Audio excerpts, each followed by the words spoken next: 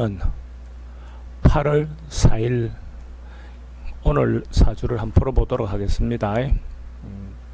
사주 구조로 보면 을사년 개미월 을사일 시간도 미리 한번 결정을 해봤습니다. 을유시 이렇게 한다된 구조를 한번 가지고 한번 풀어보도록 하겠습니다.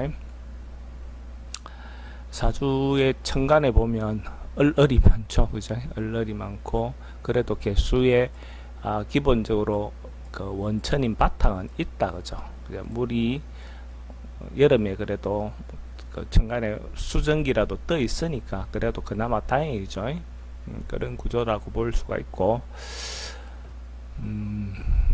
천간 구조로 보면 뭐 단순하죠, 그죠? 근데 이제 이렇게 을이 이렇게 모여 있으면 반대 기운인 경금을 이렇게 땡겨 놨다라고 또 봅니다.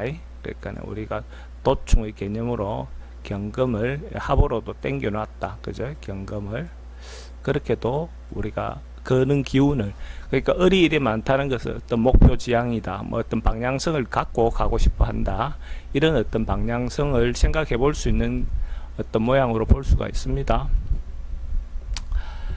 지지 구조로 보면 사미, 사미, 사 이렇게 된 구조죠. 이런 구조라 하는 것은 사에서 만약에 연에서 시작하면 미까지 오는 데는 뭔가 좀 제한을 있죠. 방향성이라든지 이런 것이 여기 와서 조금 이렇게 순탄하게 가는 것이 아니고 조건부로 넘어갔다 안 넘어갔다 이렇게 하는 데는 구조죠, 그죠? 그리고 발달해 있는 어떤 구조가 상관이 예를 들어서 발달해 있고 재성이 편재성이 발달해 있는 모양입니다, 그죠? 이렇게 돼 있는 구조인데, 예를 들어서 조상이 하던 일은 내 때 와서 다시 부모 때는 제대로 뭔가 펼쳐지지 돈이 될 것처럼 하지만 결과를 내지 못했고, 내 때 와서 그죠? 다시 뭔가 이렇게 발전하고 하고 있다, 이래 볼 수도 있죠. 구조적으로 봤을 때 이렇게 볼 수가 있고, 그것이 내 인생 후반에나 내 자식 때의 결과가 또 온다, 이렇게도 볼 수가 있습니다. 이렇게 생각한다면 구조적으로 봐서 어쨌든 열심히 살아서 그죠, 뭔가 펼친 그 결과물을 내 인생 후반에 가져갈 수 있는 어떤 구조라도 볼 수 있습니다. 이렇게 볼 수도 있고, 또 하나로 본다면 대운에 따라서 그죠, 운의 어떤 흐름이 남자 운으로 따지면 사실은 이런 구조가 된다면 오대운이 오면 그죠, 오대운이 오면 사하고 오 사이에 연결되는 부분이 있죠. 우리가 소위 말하는 통관된다 하죠, 그죠?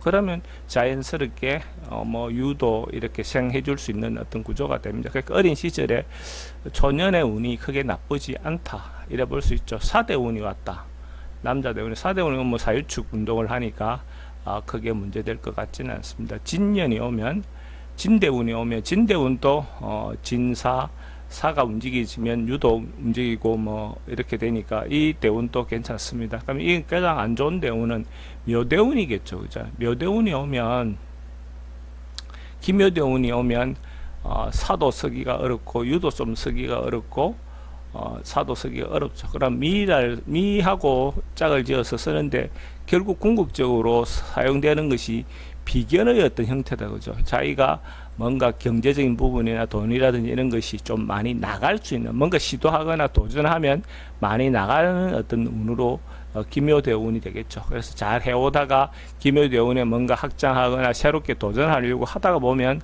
오히려 그것이 큰 학언이 될 수 있는 운을 기묘대운으로 볼 수가 있습니다.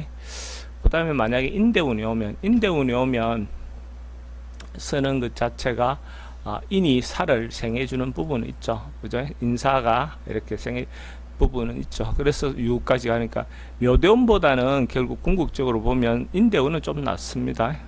그리고 사대운, 축대운이 오면 미는 좀 쓰기가 어렵고 그래도 사유축이 초극적이지만 어쨌든 그 기본적으로 썼다가 나중에 다시 그 하더라도 기본적으로 또 움직일 수 있는 운이 있습니다. 근데 요 전체 대운을 보면 묘대운이 아마도 가장 쓰기 어려운 대운이 되지 않겠나 이래 보여집니다.